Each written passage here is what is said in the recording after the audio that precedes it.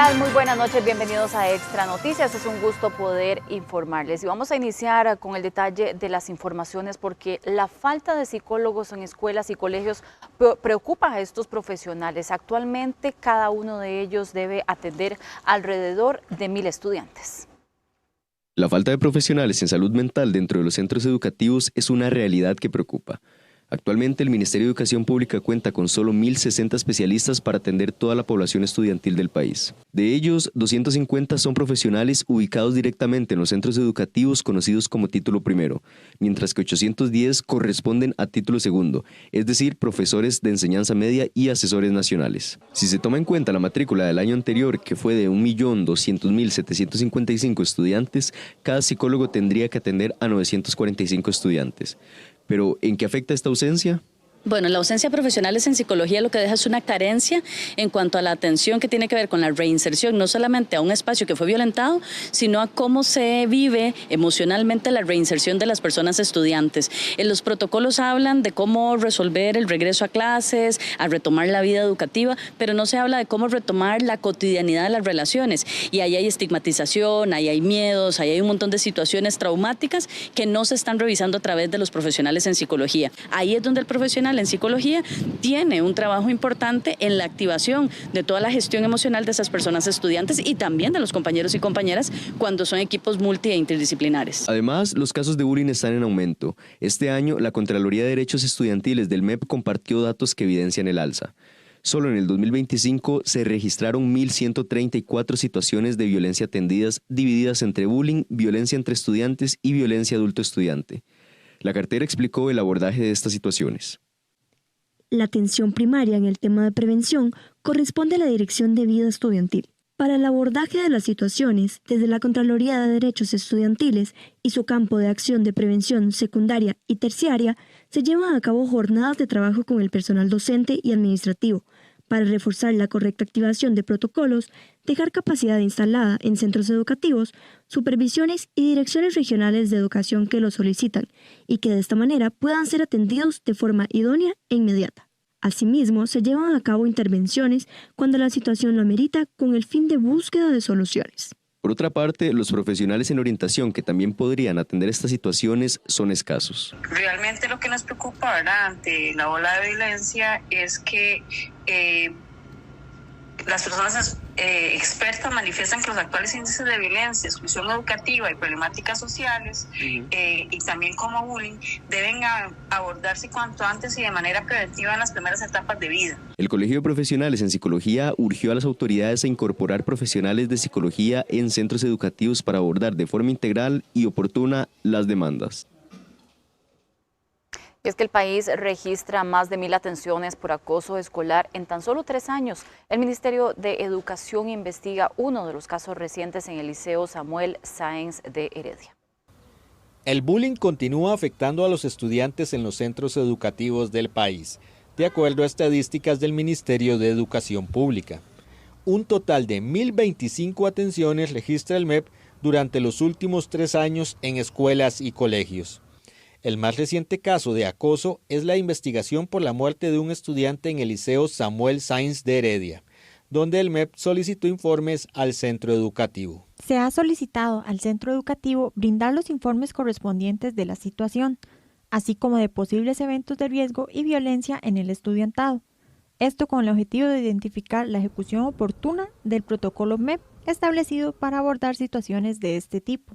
Estas situaciones golpean a las familias de los estudiantes, como lo relata Andrea Ramírez, madre de Santiago Delgado, adolescente que se encuentra desaparecido y que sufría acoso en el colegio. Es un tema muy amplio, muy controversial y vivido, bueno, tengo mucha propiedad para hablar de eso porque viví con Santiago, digamos, de parte de él mucho sufrimiento y yo trataba de indagar la raíz, ¿verdad? Y sí, la raíz en un porcentaje muy alto es el bullying, había calado a nivel muy interno de él. Ramírez indicó que todos los casos son diferentes y que muchas veces los padres no están preparados para afrontar esto a nivel familiar. Muchas veces yo le decía, ignore, pero parece que, o sea, a él le costaba más. Era fácil tal vez para mí la exposición que él me decía de la situación que estaba viviendo, porque en el mundo de la adultez lo vemos como cualquier problema, o sea, un problema minoritario, o sea, no lo vemos nada de peso, pero para ellos es un mundo. El MEP ha indicado que los casos son abordados de manera integral por los equipos de especialistas. El rol de Recope es uno de los más polémicos, ya que algunos recomiendan cerrar la entidad y otros más bien la defienden. Sin embargo, la presidenta ejecutiva asegura que Recope está lista para competir en el mercado privado y las energías limpias. Fundada en 1961 por un grupo de empresarios privados, la refinadora costarricense de petróleo, Recope, ha sido la institución encargada del monopolio de combustibles en el país. Sin embargo, tras haber dejado de refinar hidrocarburos en 2011, la función de Recope ha estado en entredicho por diversos sectores. Bueno, dentro de toda esta discusión lo que hemos dicho es que se aprovechan cada cierto tiempo para usar un discurso de cierre y Recope, ¿verdad? Sin hacer un análisis técnico del impacto que tiene esta empresa en el quehacer costarricense.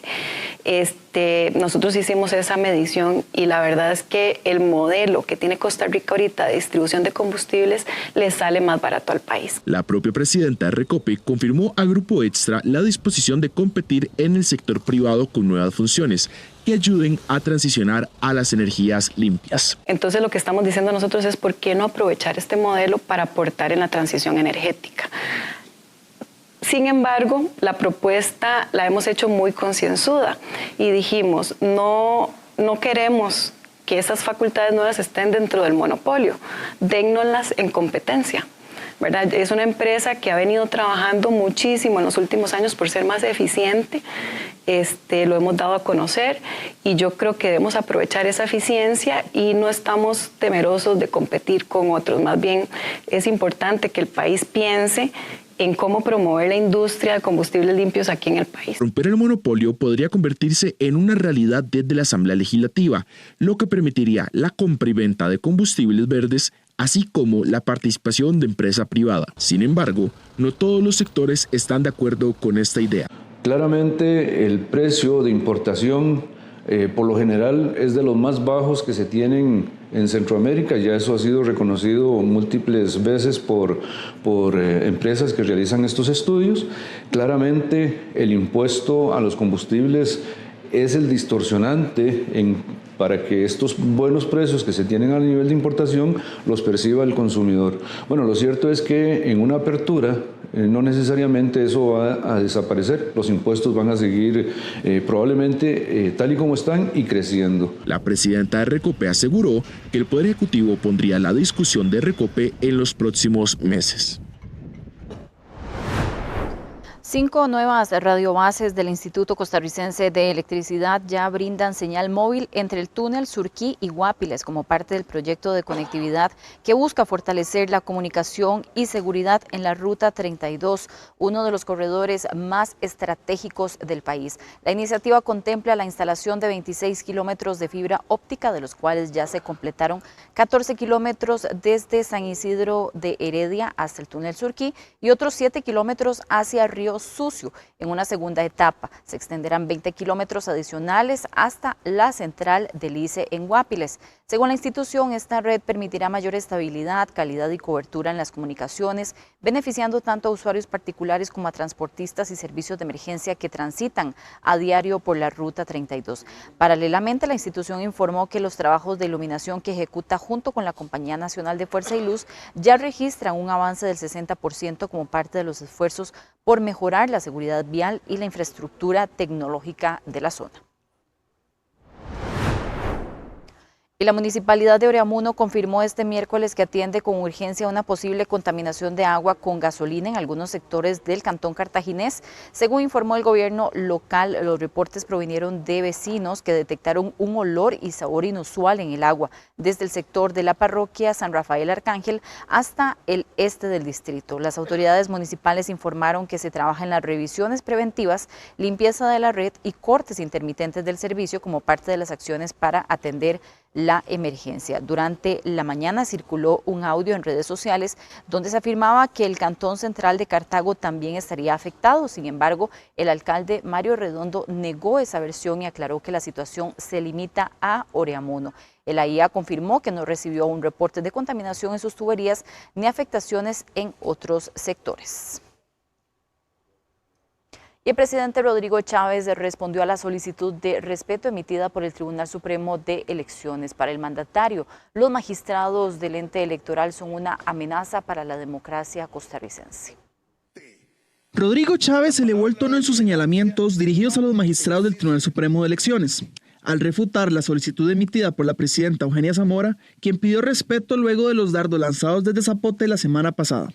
Según el mandatario, los jerarcas del órgano electoral violentaron la constitución política, con posturas que pueden ser peligrosas para la democracia. Usted es la que pone en peligro la estabilidad política de este país.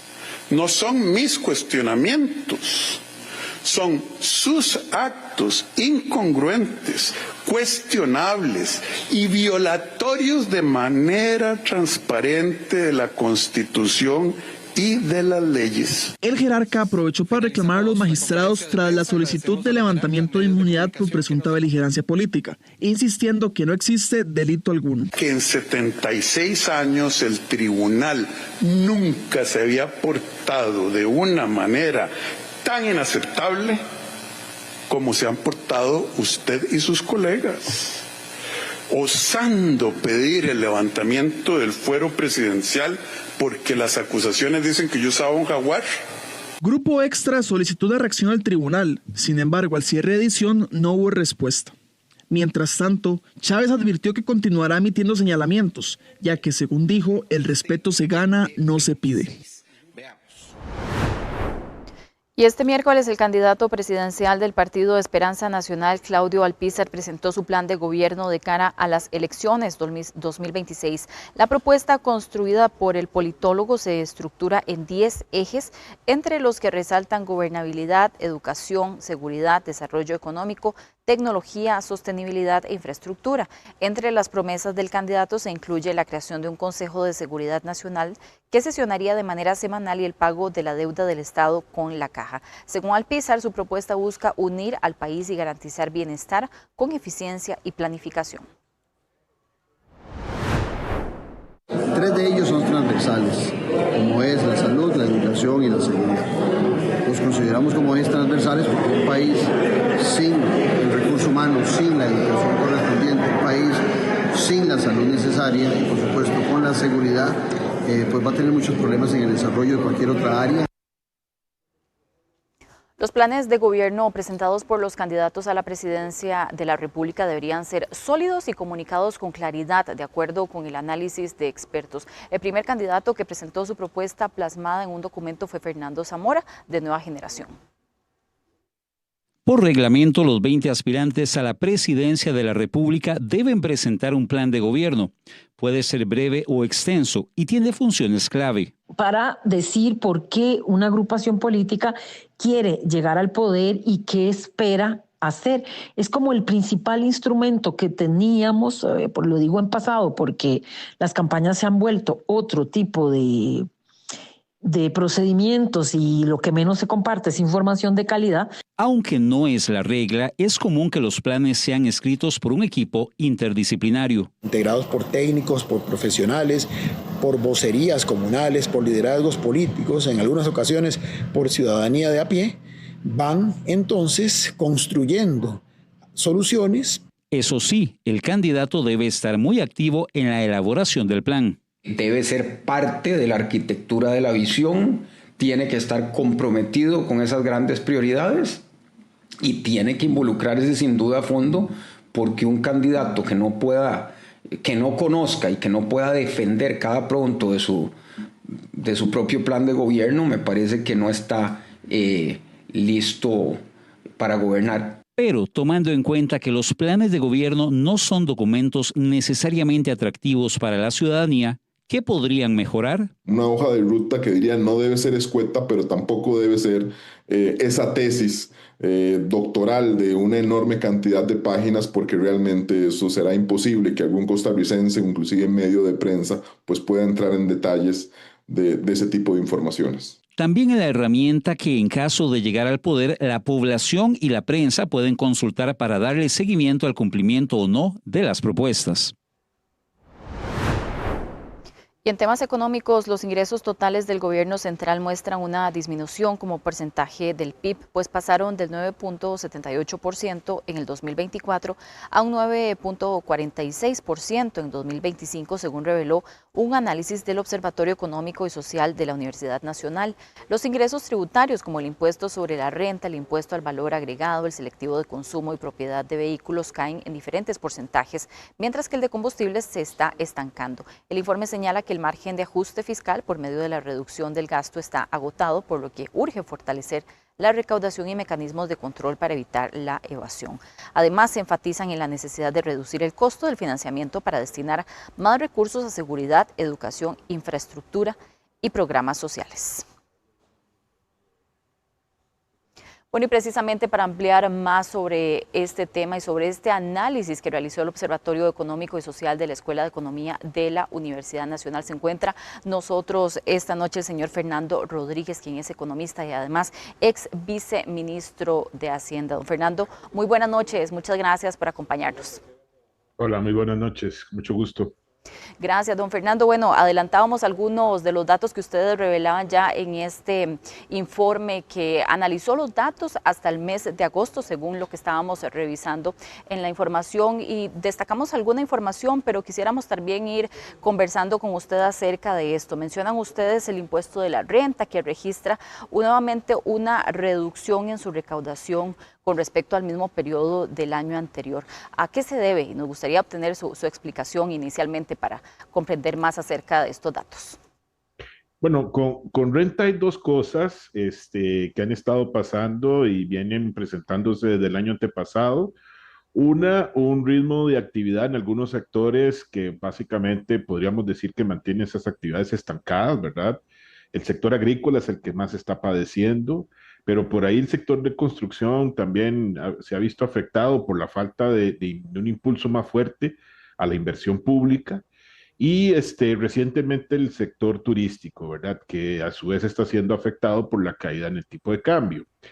Y precisamente este último punto también ha afectado a algunas empresas, ¿verdad? Que al reducirse el tipo de cambio, empresas que tienen actividades vinculadas con el sector externo han percibido menos ingresos y eso ha llevado que declaren menos renta. Entonces, básicamente son negocios con menos actividad y con menos ingresos, producto principalmente de la caída del tipo de cambio.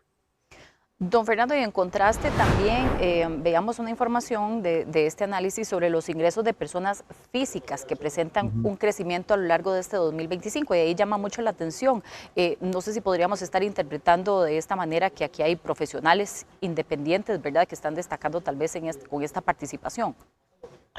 Bueno, ahí hay que ver el dato con cuidado porque parte de los ingresos adicionales que han estado recibiendo, que está recibiendo el fisco producto del impuesto a las personas físicas, ¿verdad? Es debido al ajuste salarial retroactivo que pagó el gobierno el año pasado, ¿verdad? Entonces ha ido arrastrando un efecto adicional, particularmente de los últimos meses del 2024 hasta hoy.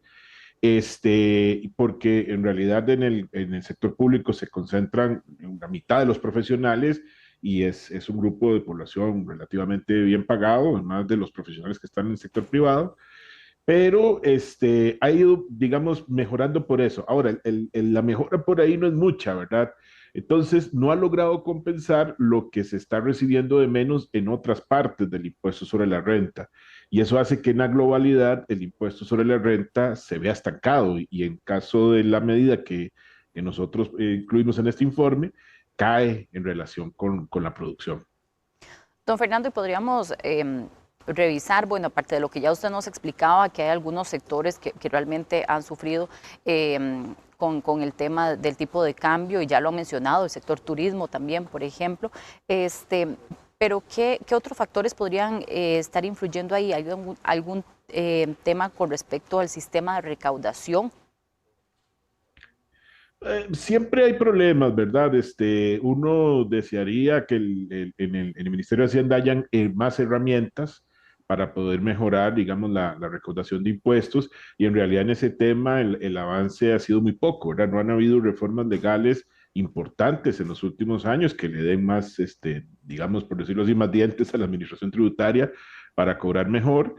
Y digamos, la mejora en la aplicación del sistema informático, que además pues, no creo que vaya a tener grandes efectos, pero sí se espera que haya alguna mejora, llegó tarde, ¿verdad? O sea, digamos, la introducción del nuevo sistema informático en Hacienda se ha retrasado y bueno, finalmente está llegando hasta este año y va a durar un tiempo que madure, ¿verdad? Que se vayan instalando todos los módulos, que se vaya extendiendo el sistema, toda la operación. Entonces, por ese lado no hubo una ventaja. Y siempre es un problema, ¿verdad? Digamos, cuando no hay una mejora en las herramientas y no se están ajustando y no hay además mecanismos novedosos para ejecutar, digamos, mejoras en el cobro, porque siempre hay gente que se aprovecha de eso para dejar de pagar. Don Fernando, y bueno, hay otro aspecto también que siempre llama mucho la atención y es el tema de aduanas. En este caso se muestra una recuperación interanual en lo que ustedes nos están reflejando acá en estos datos. ¿Cuál es ese comportamiento en estos primeros meses del año que ustedes analizaron? Bueno, es una cuestión que responde digamos, algo lógico, ¿verdad? Porque al estar tan bajo el tipo de cambio, al haberse, digamos, reducido tanto y mantenerse estable durante este año, pues hay un incentivo para poder comprar cosas en el exterior, y ahí hay un bien en particular, digamos, un sector que ha movido sustancialmente la aguja, y es el de la importación de vehículos, ¿verdad? Tanto nuevos como usados. Principalmente los nuevos, ¿verdad? Porque en el caso de los usados, incluso en algún momento se abrió un portillo que se estaba aprovechando por alguna gente para traer vehículos declarados por debajo del valor real. Pero sí había crecido mucho la importación de vehículos, y entonces eso hizo que tanto el impuesto al valor agregado cobrado en aduanas como el impuesto selectivo de consumo cobrado en aduanas se movieran y crecieran muy rápidamente. Ya por parte de ese efecto impulsado por vehículos se ha venido diluyendo, pero era lógico, ¿verdad? O sea, el tipo de cambio estable, después de haber bajado un montón, abarataba en términos relativos los vehículos, y la gente aprovechó eso para pues comprar vehículos particularmente nuevos, y eso pues impulsó la recaudación de impuestos por ese lado. Don Fernando, y ahora que menciona usted el tema de vehículos, estamos en pleno proceso de cobro del marchamo, el impuesto a la propiedad de los vehículos. Este es uno de los ingresos más fuertes de cara a este cierre de año. ¿Cuál es esa proyección y esta parte importante del año justamente para ese tema de recaudación? Bueno, ahí desgraciadamente todavía estamos padeciendo la decisión que se tomó a finales del 2023, ¿verdad? De reducir el impuesto. Una decisión sin ninguna base técnica. Yo sé que a todos nos cae muy bien, ¿verdad? Tener que pagar menos por el marchamo, pero no tenía ningún sentido y no tenía ninguna razón de ser esa decisión. Y tal como nosotros lo anunciamos en su momento y lo hemos venido señalando, esa decisión perjudicó la recaudación de impuestos, ha hecho que en este particular el impuesto a la propiedad de vehículos, que es lo que va incorporado en lo que llamamos marchamo, haya venido disminuyendo y está afectando las finanzas del fisco, ¿verdad? Ahora, este año, nosotros lo advertíamos ya al alcanzar dos terceras partes, perdón, del año, el mes de agosto, ya prácticamente la mayoría de los ingresos se cobraron, y dentro de lo que queda fuerte es precisamente ¿verdad? El impuesto a la propiedad, pero es probable que no vaya a generar, digamos, una gran dinámica y no vaya a generar un gran aporte al cierre del año, como lo hacía en el pasado antes de esa reforma. Entonces, ahí hay otra luz roja, ¿verdad?, que se enciende en este tema, porque, bueno, un impuesto que siempre generaba un gran dinamismo en la recaudación hacia el cierre del año, ya perdió impulso, ya perdió fuerza, y fue debido a una reforma legal, y entonces va a ser más difícil de corregir en el tiempo. Don Fernando, y nos vamos ahora a otra parte que también es importante, y es el tema del gasto. ¿Qué destacan ustedes? Porque mencionan aquí, en parte de lo que hemos revisado los datos, una reducción significativa en este último año, ¿es así como lo plantean? Sí, ahí hay una buena noticia, y es que se redujo el gasto en intereses, ¿verdad? lo que gasta el gobierno por los intereses de la deuda que va asumiendo cada año. Ahí hay una mejora, y yo creo que eso es una buena noticia en general, ¿verdad? Esa reducción en los intereses abriría en otras circunstancias espacio para poder invertir recursos en otras cosas. Y le digo que en otras circunstancias porque desgraciadamente por el momento para lo que está sirviendo principalmente es para compensar la caída en los ingresos, ¿verdad? La mala noticia es que sí se está también cayendo el gasto en cuestiones estratégicas o importantes, ¿verdad? Una de ellas, el gasto, lo que llamamos gasto capital, que es básicamente el destino de los recursos del gobierno a proyectos de inversión. Ahí hay una leve reducción, ¿verdad? Y la otra es las transferencias corrientes al sector público, que son los recursos que salen del gobierno central a financiar otras entidades públicas. Ahí también hay una reducción y en ese aspecto hay un componente muy importante de recursos que va destinado a financiamiento de gasto social.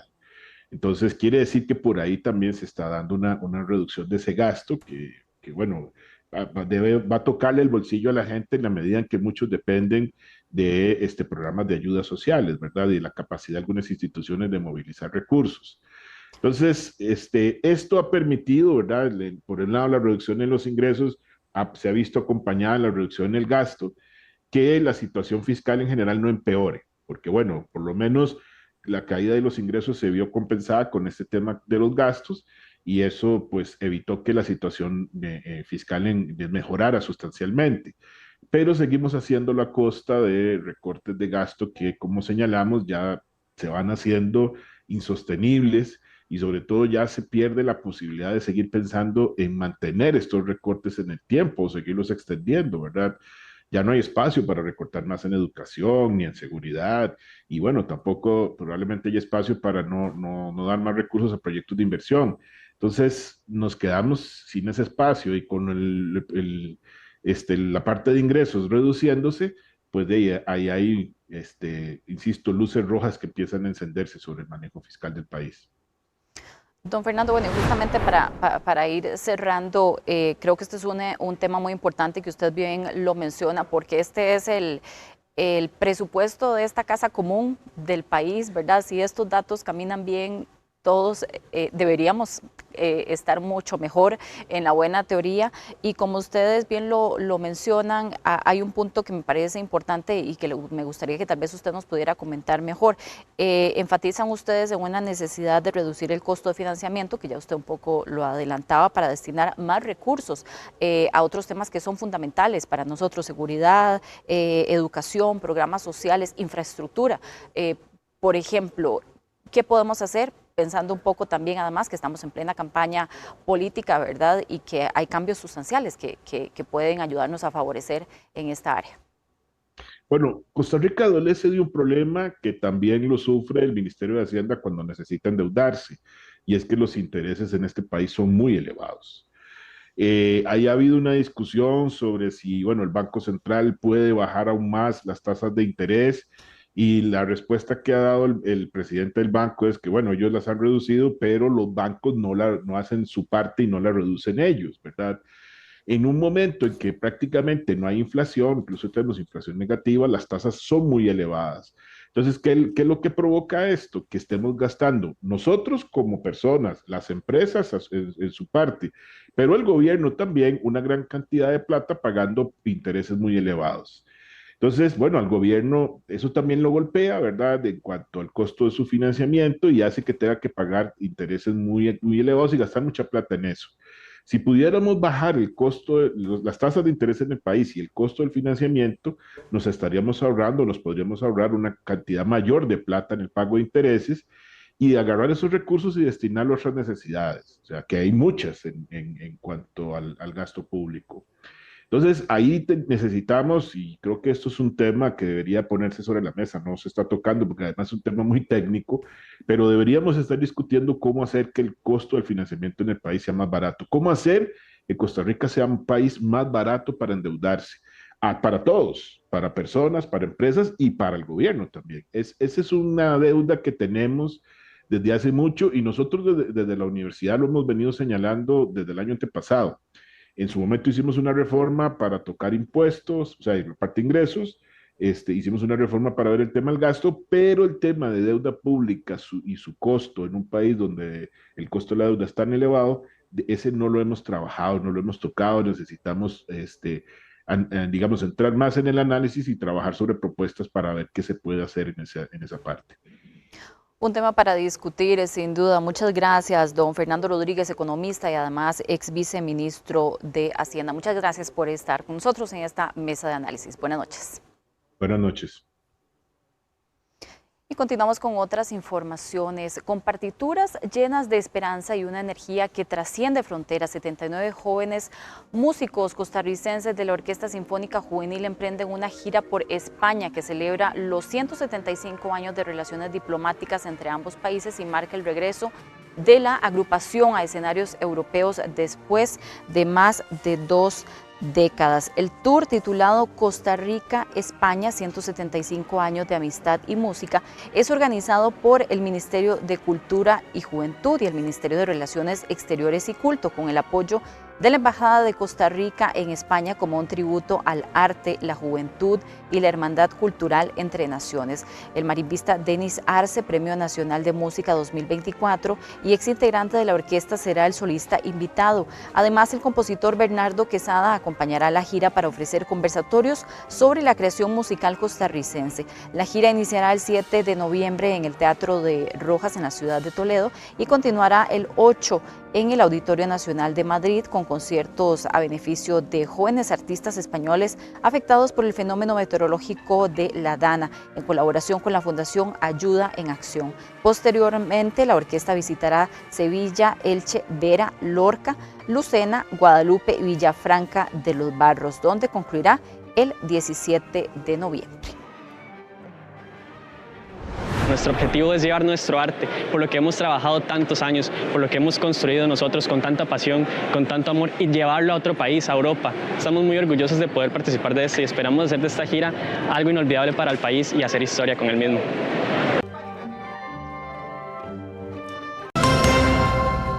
Tal y como adelantamos antes de la pausa, un impresionante hallazgo sorprendió a oficiales de la Fuerza Pública la tarde de este miércoles en la Suiza de Turrialba.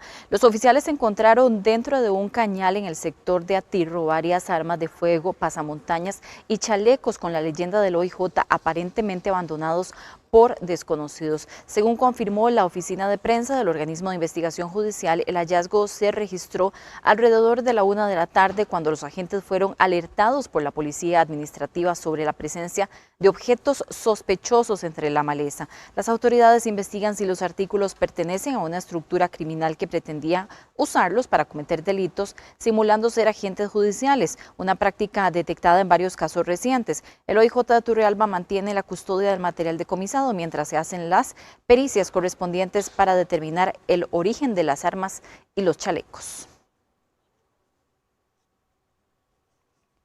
Y agentes del OIJ detuvieron a 3 sospechosos de provocar un incendio en una casa en Guadalupe el pasado 29 de octubre, donde murió un adulto mayor de 76 años, identificado con el apellido Prado. Su sobrina figura como una de las personas detenidas. Según las investigaciones preliminares, el siniestro donde falleció Eduardo Prado Echeverría, de 77 años, no fue accidental, sino provocado intencionalmente. El hecho ocurrió la madrugada del pasado 29 de octubre en Goicoechea, pero no fue hasta este 5 de noviembre que las autoridades allanaron una vivienda, esta vez en Desamparados.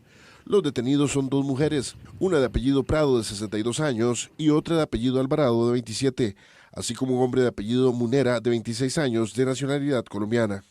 Con el transcurso de los días se desarrolla una investigación muy clara, muy precisa por parte de la sección de homicidios, donde se logra establecer que tanto la sobrina del fallecido como su pareja sentimental, un sujeto de nacionalidad colombiana, salen de la vivienda minutos antes de que esta prenda en llamas. Aparte de eso, se logra determinar de que ellos compran 2 días después prácticamente un vehículo de contado en una venta de autos en el sector de Escazú, además de desprenderse de varias pertenencias de la víctima en diferentes locales comerciales para poder obtener algún tipo de dinero. El jefe del Departamento de Investigaciones del OIJ, Juan Pablo Calvo, confirmó que los agentes recolectaron indicios que vinculan a los sospechosos con el incendio y señaló que además habrían sustraído un vehículo, joyas y dinero de la propiedad. Se logra inclusive detener a esta persona colombiana conduciendo el vehículo de la víctima, del cual fue despojado. Y además, también como producto de las investigaciones, se logra la detención de la hermana de la víctima. Dos versiones. La primera, que fue asesinado. Al ser asesinado, le quemaron la casa. ¿Quiénes? Los que lo mataron. Esa es la versión más positiva, pero hay otra versión que también podría ser positiva, que es un incendio. En primer lugar, por la casa un poco no descuidada, sino de muchos años. Segundo lugar, porque era de madera. Y tercer lugar, porque aparentemente el señor, o mi hermano en este caso, que era el propietario de la caseta, como que no se preocupó mucho de revisar el cableado o el don eléctrico. Los tres fueron presentados ante el Ministerio Público, que determinará las medidas cautelares correspondientes mientras avanza la investigación. Y un altercado estuvo a punto de terminar en tragedia luego de que un conductor reaccionara de manera violenta ante un reclamo por exceso de velocidad. Un hombre muy violento hasta sacó de la cajuela un perro para amenazar a un adulto mayor, a quien luego intentó golpear con el carro. De acuerdo con el relato de testigos, el sujeto circulaba a alta velocidad por una calle residencial e ignoró un reductor de velocidad. Eso provocó que un adulto mayor le pidiera respetar las señales de tránsito. Sin embargo, lejos de disculparse, este conductor habría retrocedido su vehículo, descendió con una llave en la mano y bajó un perro de gran tamaño para amedrentar al vecino. Expertos indican que la agresión con arma no solo se refiere a armas de fuego, sino cualquier objeto o cosa que pueda causar daño. Cuando se escucha el hecho de que se dice agresión con arma, se piensa inicialmente que esa agresión con arma siempre va a ser un arma de fuego o un cuchillo que nosotros conocemos como un arma blanca, que son objetos punzocortantes. Sin embargo, si nos detenemos a leer claramente el artículo 140, nos menciona que será reprimido con prisión de 2 a 6 meses al que agrediere a otro con cualquier arma, y aquí viene lo que queremos ahondar: u objeto contundente. El enfrentamiento se tornó aún más peligroso cuando presuntamente el sujeto intentó embestir con el carro a la víctima, quien logró refugiarse dentro de una vivienda para evitar ser atropellado. Además, se reportaron daños materiales en la propiedad y una bicicleta afectada. Según el Código Penal de Costa Rica, las amenazas contra otra persona se castigan con penas de hasta 2 años de prisión, pena que puede aumentar si se emplean armas o animales para intimidar. El solo estar gritándole a las personas, el solo estar intimidando a las personas es un delito que puede ser penado incluso con cárcel. Ahora, aquí también hay un adulto mayor. Sabemos que tenemos una ley que protege a los adultos mayores, que incluso la Fiscalía ya tiene todo un departamento para este caso en especial. Este adulto mayor podría pedir incluso medidas cautelares en un juzgado de violencia doméstica. Y hay un tercer punto, no menos importante, ¿qué está pasando con este animalito? Recordemos que tenemos una ley que protege a los animales y que hace responsable a la persona que los tiene de todo lo que pase con ellos. Vecinos de Mercedes Norte denunciaron que este tipo de incidentes son cada vez más frecuentes, por lo que piden mayor presencia policial y acciones firmes contra la violencia vecinal.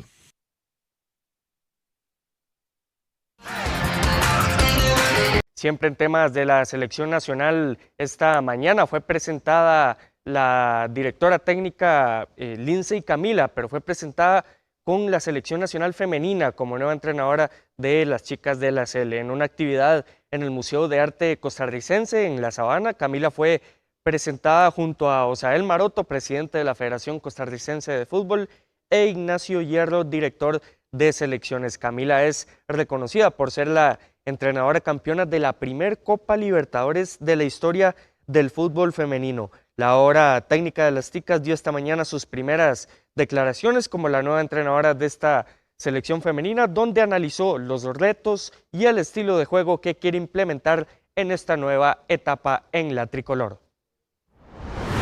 Me gustaría que vosotros pudieran ver un poco más, porque a veces cuando hablamos, y quizás yo hablo, me encanta tener la posesión y te piensa una cosa y hacemos otra, pero gustamos de jugar a fútbol.